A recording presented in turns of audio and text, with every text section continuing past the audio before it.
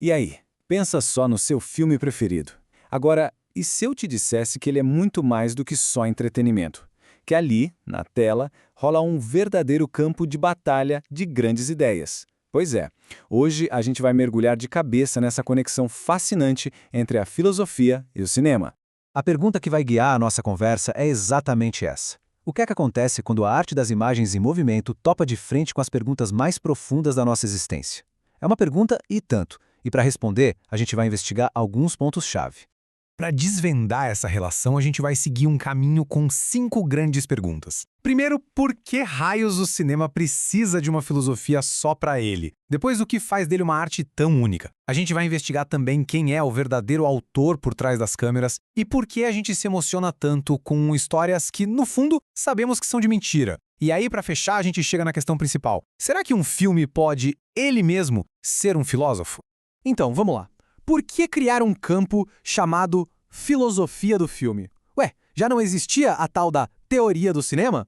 A resposta é que os filósofos sentiram que precisavam dar um upgrade no status do cinema. Era preciso legitimar o cinema como um objeto de estudo sério, sabe? Um campo com suas próprias perguntas, suas próprias regras, e não só mais um produto da cultura pop. E a diferença entre as duas é gigante. Pense assim, a teoria do cinema mais tradicional estava mais interessada no que rola nos bastidores da nossa mente, em processos inconscientes. Já a filosofia do filme chegou chutando a porta. Ela está interessada no que acontece aqui, na nossa experiência consciente enquanto a gente assiste ao filme, questionando tudo desde o comecinho. Agora vamos para o nosso segundo ponto. É uma pergunta que parece boba, mas que gerou uma treta daquelas. Afinal de contas, o que é o cinema? O que define ele como arte? Lá no início de tudo, a grande dúvida era essa. O cinema era só um teatro filmado, uma maquininha de copiar a realidade, ou ele tinha uma alma artística própria, uma coisa que o tornava único?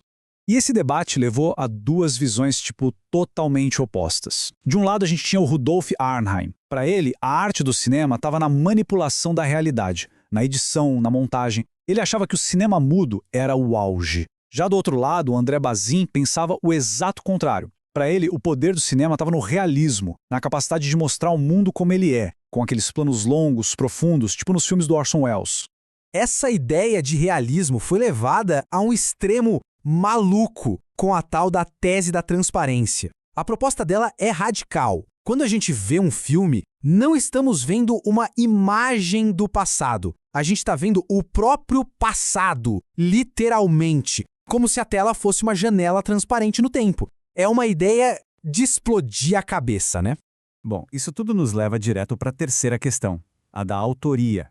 Se um filme é feito por centenas de pessoas, faz sentido a gente falar em um único autor? A resposta que mais fez barulho veio do cineasta François Truffaut, com a famosa teoria do autor. Para ele não tinha conversa, o verdadeiro artista do filme é o diretor, o auteur. É ele quem coloca sua visão pessoal em cada detalhe, transformando aquilo numa obra de arte com assinatura. Mas é claro que essa teoria deu o que falar. Muita gente começou a questionar. Peraí, e os roteiristas? E os atores? E o próprio sistema de estúdios de Hollywood que mandava e desmandava em tudo? Essa ideia do diretor como um gênio solitário começou a ser criticada, especialmente com novas teorias que davam mais importância para o contexto todo do que para a vontade de uma pessoa só. Ok, vamos deixar a criação de lado um pouco e falar da nossa experiência na poltrona do cinema. Já parou para pensar por que a gente chora por um personagem que a gente sabe que nem existe? Esse mistério tem nome e é bem chique, o paradoxo da ficção. A pergunta parece simples, mas é filosoficamente bem complexa. Por que a gente chora, ri, fica com raiva, torce por pessoas que a gente sabe, lá no fundo, que são pura invenção? Uma das primeiras respostas que deram para isso foi a ideia de identificação. A lógica é simples. A gente se vê nos personagens. A gente projeta nossas esperanças, nossos medos neles, principalmente naqueles que são tudo o que a gente queria ser. Quando eles sofrem, a gente sofre junto. Quando eles se dão bem, a vitória é nossa também. Mas a filosofia foi buscar respostas mais sofisticadas. Uma delas é a teoria da simulação. Pensa nela como se fosse um modo offline para as nossas emoções. A gente sente medo de verdade num filme de terror, mas nosso cérebro está ligado que é seguro, que não precisa sair correndo. Já a outra, a teoria do pensamento, é ainda mais direta. Ela diz que a gente nem precisa acreditar que algo é real para se emocionar. O simples fato de pensar na situação de um personagem já é o gatilho para os nossos sentimentos. E com isso, a gente chega no nosso último e talvez mais importante ponto. Será que o cinema pode ir além de ser só um objeto de estudo da filosofia e se tornar ele mesmo um agente que faz a gente filosofar?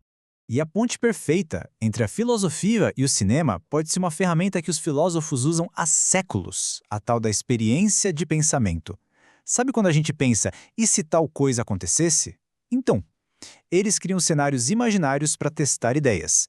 E, se a gente para pensar, o que é um filme se não uma gigantesca experiência de pensamento, só que com imagem, som e um monte de emoção? O exemplo mais clássico de todos é Matrix. O filme não só fala sobre a dúvida se a nossa realidade é real, ele faz a gente viver essa dúvida de um jeito que talvez nenhum texto filosófico conseguiria. Ou então pensa em Amnésia. Ele não só fala sobre memória e identidade, ele joga a gente dentro da cabeça confusa do protagonista. Assistir ao filme é, em si, uma investigação filosófica sobre o que é a verdade.